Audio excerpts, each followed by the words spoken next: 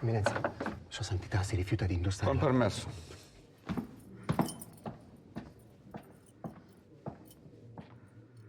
May I speak to you alone?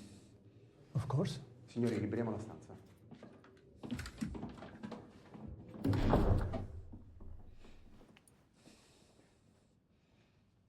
I was waiting for you to come. You must tell me about this treatment at the clinic in Geneva. Must I? Yes, you must.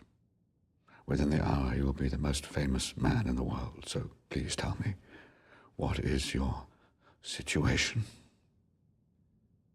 My situation, as you put it, is the same as when I was ordained a priest and when I was made a cardinal. But the treatment in Geneva? There was no treatment. I considered it. I prayed for guidance and decided against it. But what would it have been, this treatment? It was called a laparoscopic hysterectomy.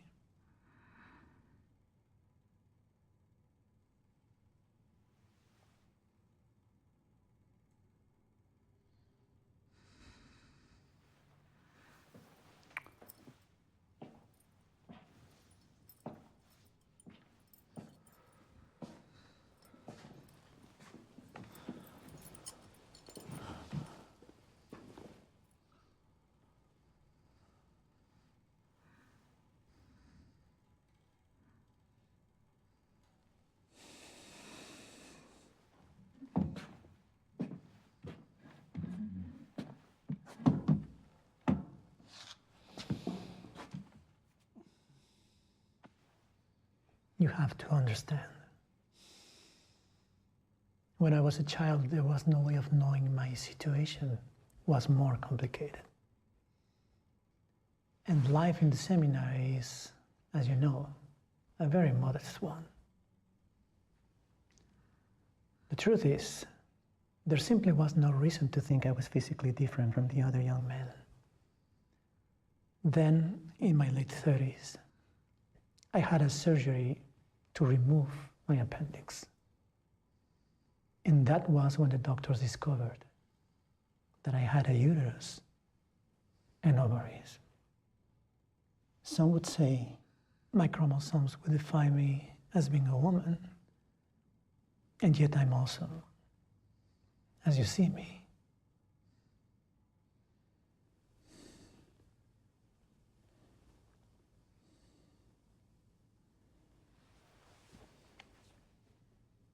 It was a very dark time for me. I felt as if my entire life as a priest had been lived in a state of sin. Of course, I offered my resignation to the Holy Father. I flew to Rome and I told him everything. He knew? Yes, he knew. And he thought it acceptable for you to continue as an ordained minister? We considered surgery to remove the female parts of my body. But the night before I was due to fly, I realized I was mistaken. I was who I had always been. It seemed to me more of a sin to change his handiwork than to leave my body as it was. So you are still, I am what God made me. And perhaps it is my difference that would make me more useful. I think again of your sermon.